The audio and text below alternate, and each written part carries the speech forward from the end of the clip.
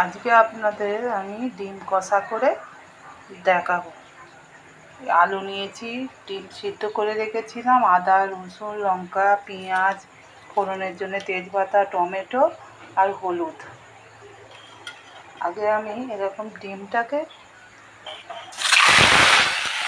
ভেজে নেব।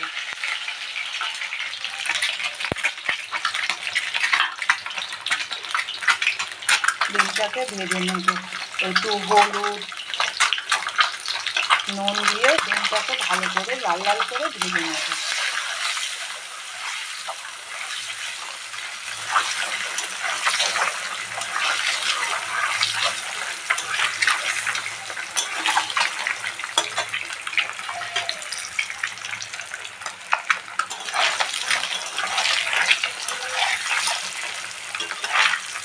আর এরকম করে একটু একটু করে খুন্তি দিয়ে কেটে দেবো। ডিমটা লাল লাল করে ভাজা হয়ে গেছে।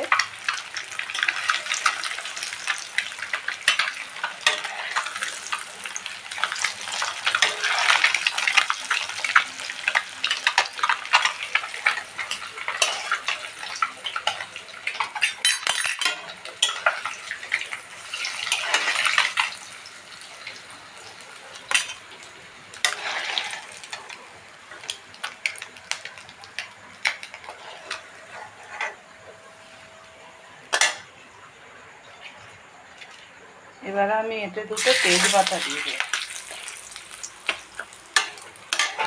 তেজপাতাটা হয়ে গেছে, এবার পেঁয়াজগুলো দিয়ে দেবো।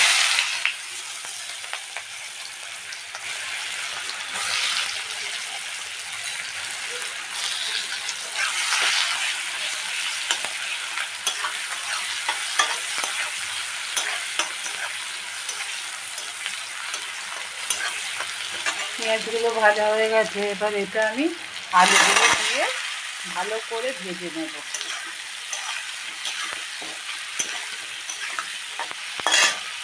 এটা আমি আলু ভাজাতে একটু নুন দিয়ে দেবো। ভালো করে আলুটাকে ভেজে নিতে হবে।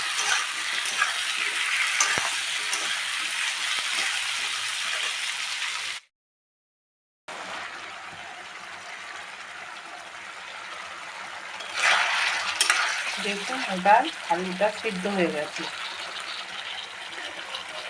এবার আমি ডিমটা দিয়ে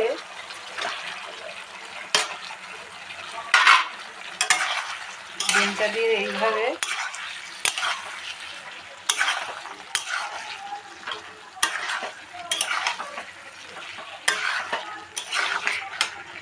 নেড়ে নিয়ে এবার একটু গরম মশলা দিয়ে নামিয়ে নিই।